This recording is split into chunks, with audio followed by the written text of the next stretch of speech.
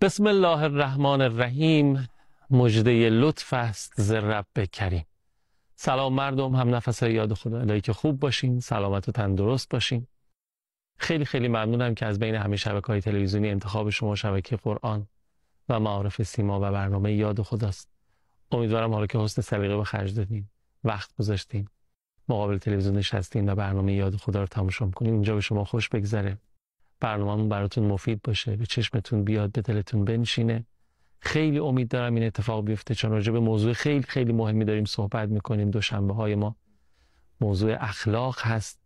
کارشناس و متخصص و بلد راهمون در این مسیر روشن و نورانی استاد عزیزم حجت الاسلام و المسلمین سعیدی آریا هستند که بعد از فاصله‌ای که میگیریم و برمیگردیم گفتگومون رو در محضر شما شروع خواهیم کرد، در حالی که در یک امامزاده واجب التعظیم و بسیار با صفا و نازنین و دوست داشتنی هستیم که نه فقط از ایران که از کشورهای دیگه، کشورهای هند و عراق و پاکستان و جاهای دیگه میان، چون همه سادات دنیا از لافصل حضرت جوادالائمه ان شاءالله که زیارتشون نصیب و قسمت شما بشه. برکت صلوات بر محمد و آل محمد. اللهم صل علی محمد و آل محمد و عجل فرجهم. بفرمایید. اللهم صل علی محمد و آل محمد و عجل فرجهم. خیلی خیلی خوشحالم از این بابت که شما با برنامه خودتون همراه هستین و میتونیم راجع به موضوع اخلاق بشنویم، بازم از زبان استاد عزیزم حجت الاسلام و المسلمین سعیدی آریا که قدم به چشم حقیر گذاشتن. آقا سلام علیکم و رحمت الله. خیلی خیلی خوشم. سلام علیکم و رحمت الله. مخلص. بنده هم عرض سلام و ادب و احترام خدمت شما و همه بینندگان عزیزمون دارم. انشاءالله خداوند توفیق بندگی و اطاعت خودش رو به همه ما در همه احوال بده و انشاءالله بنده هایی باشیم که کسب رضایت الهی رو کرده باشیم در زندگی. الهی آمین. چی از این بهتر؟ بله. یه جوری زندگی کرده باشیم، بندگی کرده باشیم که خدا خوشنود شده باشه از ما. عالیه. خدا انشاءالله توفیق عجیبی هم هست رضایت الهی. یا ایتها النفس المطمئنه ارجعی الی ربک راضیة مرضیه. یه جوری بیا پیش خداوند، هم تو از خدا راضی باشی هم خدا از تو راضی باشه. اینی هم که خود آدم از خدا راضی باشه خیلی مسئله است. اینجوری فکر نکنیم خب من از خدا راضیم، خدا که مثلا بدهی به من نداشته. آره یه ذره اینجا شبهناک قضیه. این راضیت مرضیه چیه تو قرآن کریم داره به این معنی؟ رضایت از خدا و خدایی نکرده با سخط از خدا هم در مقابلش داریم، با خشم از خدا. اینا اثرات یک سری اخلاقیات بده، اثرات یک سری شیطنت ها و خطوات نفسانی و این هاست در آدم که اگر این خلق آدم بهش متخلق بشه، طول العمل، آرزوهای طولانی، مد عمل، آرزوهای کشیده شده و طولانی اگه باشه دیگه از خدا راضی نیست. از خدا راضی نیست، حتی داره با سخط از خدا از دنیا میره. وقتی آرزوهاش رو زیاد کنه، توقعش رو بالا ببره، همه چیز رو حق خودش بدونه، مثل فرزندی که توی خانواده میگه بابای من باید اینو برای من تهیه کنه، همه چی رو میگه هی باید اینا رو تهیه کنه، هزار جور باید میچینه. اگر پدرش بهتر از همه پدرهای دنیا هم بهش رسیدگی کنه، چون بایدهای این از رسیدگی پدر بیشتره، بازم از پدر خوشنود نیست. آره راست. راضیت مرضیه باش پناه خدا. انشالله خدا ما رو اهل رضایت از خودش و خودش رو راضی از ما کنه. الهی آمین. انشالله. این نهایت آمال و آرزوهای حقیر و مثل حقیر همه مردم به نظرم که هممون دوست داریم که خدا از ما راضی باشه آن به آن زندگی. اما حالا توی یه جایی از زندگی قرار گرفتیم احساسمون اینه که نه، انگار یه کارایی کردم من. حالا در ادامه مباحث قبلیمون درست یه بد اخلاقیایی داشتم نسبت به همسرم، نسبت به فرزندانم، نسبت به هم نوعانم، تو جامعه، اداره، محیط‌های مختلف یه بی اخلاقی هایی داشتم، آثار بدی از خودم به جا گذاشتم. حالا میخوام درستش کنم. درست مسیری که تا حالا اومدم از این ریل اصلی و درست خارج شدم، میخوام برگردم به راه راست. میخوام این بیماری رو درمانش کنم. شما چه نسخه ای دارین رای سعیدی آریا برای همیشه اهل بیت علیهم السلام ان شاء الله از نگاه قرآن و اهل بیت علیهم السلام؟ خب صورت سوال من میدونم فلان بیماری رو دارم. آره. یک، نسبت به خودم آگاهی دارم این بیماری شدت و ضعف داره. من میدونم گلوم درد میکنه، ولی گلو درد یه وقت از سرماخوردگی، یه وقت از سرطان حنجره. درسته هر دوش گلو درده، ولی اثر ها مریضی کاملا متفاوته. اصطلاح شدت و ضعف که گفتم برای اینکه این مطلب مشخص بشه، بدانم شد من یه مقداری احساس من بد اخلاقم. آقا اصلا هیچ کس نمیتونه با تو بسازه. اللهم انی اعوذ بک من شکاست الخلق. امام زین العابدین علیه السلام: خدایا پناه میبرم به تو از ناسازگاری اخلاقی. دیدی هیچ جوری نمیشه این آدم رو گفتش که با یه من اصلم اصطلاح نمیشه. خود اصلا یه جوریه، نمیشه باهاش حرف زد، نمیشه باهاش سفر رفت، نمیشه تعامل کرد. 2 دقیقه هم کنارش بشینی دعوا میشه، اصلا به هم میریزه. بعضیام برعکس، امام زین العابدین علیه السلام میفرماد بعضیا ادفاع النائره، دعای 20 صحیفه سجادیه، دعای مکارم الاخلاق، خیلی قشنگه. دعای مکارم الاخلاق فرمود صفات انسان‌های با تقوا یکیش اینه که آتیش خاموش کنن. یکی میاد تو جمع میشینه همه رو به هم میریزه، یکی هم میاد اصلا نگاه کن این اومد صلح و صفا اومد. اون مادر بزرگه است که میاد اصلا میبینید جمع شد مسئله اختلافه. یکی هم تو فلان مهمونی میان دعوت کنیم که اوه فلانی رو دعوت نکنی ها، این بیاد به هم شر به پا. این کلمه بهتر بود، شر به پا میکن، بلش کن اصل مهمونی رو حاضری ندی که این شر به پا نشه. آره پس یکی شدت و ضعف رو بشناسیم تو اون قسمت اول. چقدر بیمارم، شکاست الخلق دارم، میگم من یه ذره بد اخلاقم. خب وقتی یه ذره گفتی که پیش پزشک نمیری که، میگی یه ذره مثلا آب جوش میخورم گلوم صاف میشه. بفهمم چقدر بیمارم. زجر میکشن دیگران از رفتار من، نگاه میکنم نمیتونم، ارتباط ندارم با بچه خودم، دورم از اش. کی آخرین بار نشستم باهاش حرف بزنم؟ اصلا منو به عنوان راه حل مشکلاتش نگاه نمیکنه، فقط از من میترسه. نهایت بنابراین حالا به عنوان غضب و حالتهای غضب. 2، اگر مثلا میخوام رفع بکنم، بفهمم چه بلایی داره سرم میاره، بفهمم این بیماری. من به شما بگم آقا اسم بیماری دیابت بیماری شماست. خب خیلی ممنون، اسمو فهمیدم، بیا برات بگم دیابت چیه ها، چه کارایی میکنه. اون وقت میدوی میری پیش پزشک. امیرالمؤمنین علی علیه السلام: شدت الغضب به عنوان یه رذیل اخلاقی، فهم شدت و ضعف. شدت الغضب تغیر المنطق، شدت عصبانیت تغیر و تغییر میده منطق، نطق گویش انسان. و تقطع مادة الحجه، تقطع و قطع میکنه ماده ریشه، حجت استدلال. تقطع مادة الحجه، ریشه کن میکنه دیگه، 2 تای آدم 4 تا نمیشه. و تفرق الفهم، تفریق جدا کردن، تفرق تشدیدم داره، پاره پاره میکنه فهم آدم رو. حواست باشه بیماری تو داره تو رو تبدیل میکنه به یک موجودی که کنترلی روی زبانت نداری، یعنی ماشینی که ترمز نداره ولی فرمونم نداره، ولی خب موتور خوبی داره گاز میده میره. چقدر خطرناکه سوار این ماشین شدن، جهتشو نمیتونی تو نگهداری، اصلا ترمزم نداره. تغیر المنطق، نطق تو عوض میکنه. تقطع مادة الحجه، بدونم چه بلا سرم میاره، اون وقت خیلی میرم سراغ. اصلا دیگه از بیخوبون ظاهرا همه چی رو میزنه. کدوم مریضی اینا رو شدت الغضب تغیر المنطق و تقطع مادة الحجه و تفرق. از اون جایی که شیطان خیلی راحت سواری میگیره، از خیلی زیاد سواری میگیره، افسار رو دستش گرفته، هر جا دلش میخواد میبره. بعد شدت هم خودش هم شدت، اگه درمانش نکنی الان 5 واحد عصبانی شدی، فردا 6 واحد عصبانی میشی. اینا مثل سرسره میمونه، شدت پیدا میکنه. گلو دردی که از سرطان است فردا بدتر به مرگ میکشونه انسان. پس این راه حلی که عرض کردیم فهمه بلاییه که اون قضیه سر. آره اون شدت اون بلا رو باید من اگر خدایی نکرده حسودم، بدانم حسادت خب چیه؟ حسودم میگه بالاخره آدم یه چیزایی تو دلش شک میگه. نه، روایت میگه حسادت نمیذاره دعات مستجاب بشه. از چیزایی که اصطلاحاً بهش میگن موانع استجابت دعا. یعنی من وقتی که روایت شب اینه، آدم حسود میگه نمیخوام او داشته باشه، حالا هر نعمتی یا خونه از ماشین قیافت و هر چی، خدا میگه منم نمیخوام تو داشته باشی، حالا برو دعا کن.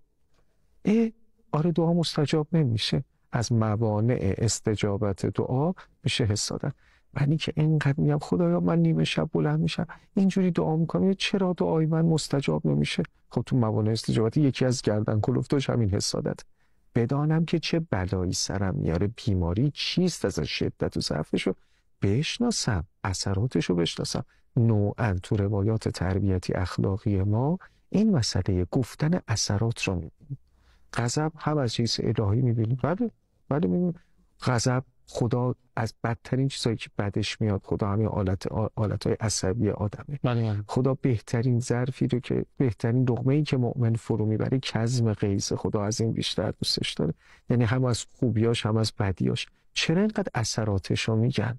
چون تزید و فررزق، خوش اخلاقی مثلا داره زیاد میکنه رزق آدم رو، رزق آدم از اون بر کم میکنه، رزق آدم بد اخلاق رزقش کم میشه. یعنی شما میفرمایید دانستن آثار و تبعات و پیامدهای درست رذائل و فضائل اخلاقی یکی از راهایی که میتونه به ما کمک بکنه اونو مثلا درمانش کنه. پزشک گفتش این دارو رو اگه نخوری میمیری، هر 6 ساعت باید بخوری. ساعت هم میذاری پس دیگه میخوره هر چقدرم حلق باشه با چی باشه یا درد داشته باشه، ساعت هم ساعت میذاری بلند شی 5 ساعت و نیم شده بیدار میشوی، کسی هم بیدارت نمیکنه، از نگرانی بیدار میشی. بدانم داره چه بلایی سرم میاد، داره من خدا دور میکنه، داره خانواده‌مو از هم میپاشه، داره هر کلامی که دارم میگم خدایی نکرد دارم ظلم میکنم، تو حالت عصبانیت دارم جریحه دار میکنم قلب دیگری رو.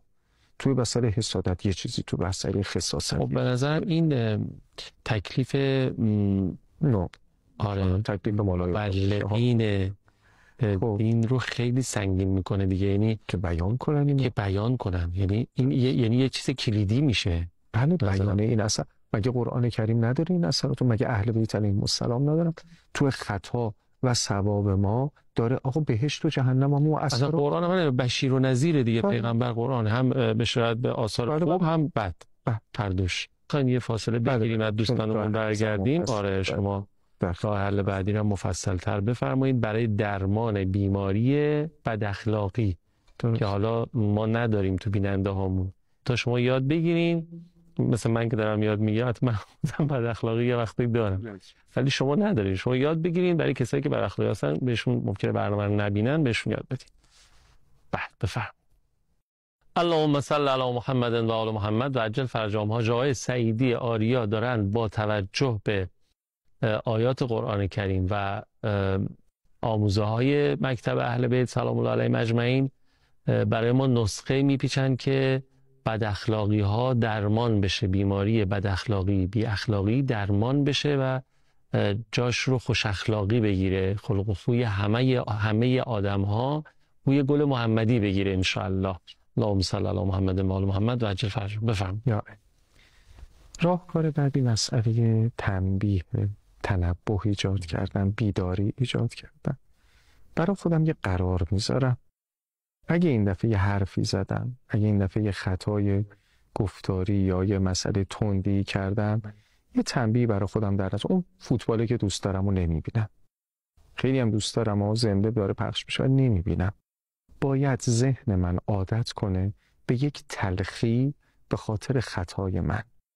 دفعه بعد اتوماتیک اصلا این خطا رو انجام نمیدمش. دست من حتی نگاه نمی‌کنم، دستم خورد به بخاری سوخت، دفعه بعد که دارم از بخاری دربه بخاری رد میشم مثلا دستم میاد کنار. من اراده نمی‌کنم و دست ذهن خودش تنبیه شده نسبت به این سوختن. باید این آگاهی برخص به مرورم اتفاق میفته، این آگاهی تنبه و بیداری رو در ذهنم ایجاد بکنم. حق نداری هر موقع دلت خواست یه حرف بدی بزنی یا اگر فحش از دهانت بیرون، مثلا کسی که بد دهن است، رو در مورد مثال قبلی کسی که عادت عصبی است یا هر چیزی، اگر فحش یه دونه از دهنت در اومد، یه روز بعد روزه بگیری مثلا. حالا برای هر کسی به تناسب خودش، اینقدر سخت نباشه که دیگه بگی نه ولش کن بابا اصلا این تربیت رو انجام نمیدم. اون موقعی که داره به آدم سخت میگذره داره ساخته میشه. اینو بدنسازا هم میگن. آره. میگن اون موقعی که اتفاقا داره مثلا اون وزنه رو میزنه و اینا، اون موقعی که عادی داره میزنه اون موقع ساختن بدنش نیست. اون موقعی که داره به هی سخت میگذره، فشار میاد. هم میگن 8 تا چه میدونم 10 تا این حرکت رو میزنی تا 7 و 8 خیلی کار نکردی، اون 8 9 10 که میبینی که به سختی داری میزنی اون برای تو هست. اون مثلا اون سختیه که آدم میکشه. میل داره این حرفو بزنه، میل داره این حرکت رو انجام بده، میل داره حالا چه گناه باشد، معصیت به معنی احکام، چه به معنی معصیت اخلاقی، هر کدوم یه اسمی تو خودشون داره. هر کدوم از اینا رو بخواد مرتکب بشه یه تنبهی، یه بیداری برای خودش بذاره. به مرور این مسئله انقدر تقویت میشه که ذهنش اصلا راضی به این مسئله نمیشه، راضی به این مسئله خطا نمیشه، ذهنش جلوگیری میکند از این قضیه. مسئله بعدی مسئله نگاه کردن به دیگران. هرچه برای خودت میپسندی برای دیگران بپسند. ببینید امروز میخوان یه لباس خیلی شیکی و مثلا بپوشن یا مثلا بفروشن، یه کسی میخواد بفروشه تنه یه مانکنی میکنه خیلی قشنگ، یا تنه یه بازیگری که خیلی محبوب دیگرانه این تنه میکنه، این لباس مثلا محبوب میشه و فروش میره. من نگاه بکنم به کسایی که محبوب ذهن من هستن از حیث اخلاقی، ببینم مواجهشون با فلان مسئله بد اخلاقی چیه، نگاه بکنم نسبت بهش، منم یاد بگیرم، بعد تو اندازه آزمایشگاهی تو زندگی خودم پیادش کنم. با فلانی بودیم، بیرون بودیم، با بچهش داشت صحبت میکرد، بعد به بچهش گفت آقا، اسم بچهش تحقیر نکرد، بچهش اگه غلط گفت غلطش رو تحقیر نکرد. تو جمع نشسته بودیم، بچهش از سوال کرد بهش توجه کرد، چی بابا چی گفتی؟ اینجوری نبود که توجه نکنه. دارم یه چیزایی یاد میگیرم. این مسئله رو در مورد بچه خودم هم پیاده بکنم، به مرورم میگم هر کدوم از اینها اضافه تر میشه. پس یک مسئله تنبه و بیداری نسبت به خطاها بود. دو مسئله آموزش گرفتن. تو مسئله آموزش گرفتن که تو یکی از قسمت‌ها هم اشاره کردیم، ادب از که آموختی؟ بیادب. از بیادبا. از این کارش خوشم نمیاد. این کارو کرد، این حرفو به من زد، خیلی دلخوش شدم. خب این حرفو من به دیگری نزنم. دقت بکنم من نسبت به دیگران یه وظیفه‌ای دارم، نسبت به فرزندم. با ماشین داریم میریم، بچه‌م تو ماشین نشسته، یکی میپیچه جلوی ماشین، اونم ورود ممنوع اومده، حقم با منه، یه حرف بی تربیتی میزنم. به بچه‌م دارم چی آموزش میدم؟ چون حواسم باید باشه که از من الگو میگیره دیگه. بچه من اینو میگه وقتی حق با تو بود اجازه داری بگی. فردا با پسرخالش دعوا شده توی خونه سر ماشین اسباب بازیش، اون به زور ازش میگیره، این حرف بده رو میزنه، بعد یهو میکنه بابا عصبانی میشه دعواش میکنه. این که همون فعل بابا بود، با اینکه یاد گرفتم که چرا بابا کاری که خودش یادم داده الان داره تنبیه هم میکنه، دوگانه میشه براش. بعد دیگه من رو به عنوان مربی قبول نداره، میگه بابا عصبانی بود منو زد، نه اینکه منو تربیت کرد. این بچه وقتی سنش هم میره بالا، عقل رسم که میشه، چون بابا تربیت نشده دیگه، که بابای ما که بابا نبود. ولی وقتی تربیت شد فهمید و همه دست بابا رو میبوسه. اگر تو با پشتوانه غضب کار کردی، با پشتوانه بد اخلاقی کار کردی، تربیتت هم تربیت نیست، چون نوای کذب داره. میای به بچه میگی من برای تربیتت بود بابا زدمت اینجا اینو گفتم، یا مثلا این باره میفهمه دروغ میگی، برای تربیتش نبود، میخواستی دقیق دلی تو اون قیزتو خالی بکنی. بس نیست. بعد نوای کذب شنیده میشه به کلام افراد، نوعا افراد فکر میکنن دروغ میگن، خوب که گوش میدی میفهم، فوقش رود نمیشه بهش بگی فلانی من میفهمم که داری دروغ میگی، این قربون صدقه‌ای که داری میری، این تعریفی که داری میکنی، همه اینا دروغه. این لباس رو بخر، نمیدونم فردا اندازت میشه چقدر بهت میاد، میدونم فروشنده چقدر بهت میاد، یعنی اینو بعدا ببر زودتر بخر پولشو بده. مگر نه این تو خیابون منو ببینه با این لباس میگه برو بابا اینو نگاه کن چی پوشیده، ولی الان قصدش فروش اینه. اونم داره میگه مام لبخند میزنیم متشکرم ماشاءالله چه با صدیقه فلان، این بکنه با همه دروغش روش معلومه.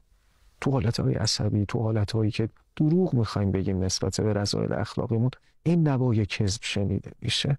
خوش به حال کسی که صادق بود. فکر می‌کنیم صادق بودن فقط به اینه که یک حادثه بیرونی رو درست تعریف کنیم برای دیگری با جزئیاتش. نه، خیلی یکی از نمونه‌های بزرگ صادق بودن همینه. با خودت صادق باش، با دیگری صادق باش، نوای حرف صدق. بعد نه نیاز به مقدمه و مؤخره داری. یک کلمه میگه. حضرت امام رضوان الله تعالی علیه توی ازدواج که میکردن، ایشون عقد میخوندن، یه جمله‌ای رو من شنیدم ایشون میفرمودن که برید با هم بسازید، برید با هم بسازید. حالا این ساختن انواع و اقسام حضرت آقا بعد ظاهرا این هستش، ولی این وقتی نوای صدق داره به دل آدم میشینه. باید ساخت، یعنی اون ساختن به دل میشینه، میگه این آدم فهمید مسئله رو. یه وقت هم ممکنه 1 ساعت یکی برات حرف بزنه، مطبش هم بشینی، فلانی هم باشه، آره یا دکتر یا باشه، ولی بگه همش واسه این بود که می‌خواست یه پولی جمع کنه از من پول رو بگیره بره. هیچ چیش میای بیرون میگی هیچ اثری نداشت، ولش کن بابا. جمع‌بندی تو این قسمت درمانی، درمانو عقب نندازیم، لتأخیر آفاتون. نذاریم یه زخمی که تازه از کهنه بشه. زخم کهنه خیلی مشکله بتونی درستش بکنی. انشالله خدا به هممون توفیق بده. الهی آمین. زخممون اگرم وجود داره زود درمانش کنیم به برکت بیان قرآن و اهل بیت علیهم. الهی آمین انشالله. از مردم دعوت میکنم ولی انشالله دوشنبه بعد حتما این بحث رو همراهی بفرمایید. نکته به ذهنم رسیده، انشالله آجا در موردش صحبت میکنه. همامه ندارین؟ ارزی نیست. خیلی استفاده کردیم مثل همیشه. خیلی اجر شما با از رسول. عاقبتتون بخیر. خیلی ممنونم که برنامه خودتون رو تا پایان تماشا کردین. مراقب خودتون و خوبیاتون باشین. از طریق پل‌های ارتباطی هم که در خلال برنامه‌های یاد خدا هر روز پخش میشه با ما در تماس باشین. نظرتون راجع به بخش‌های مختلف برنامه از جمله مباحثی که مطرح میشه مطرح بفرمایید. 162 هم شماره روابط عمومی سازمان، حتما اعلام نظر بفرمایید. تأثیرگذار هست در روند بهبود یا در واقع تعالی روند برنامه. انشاءالله التماس دعا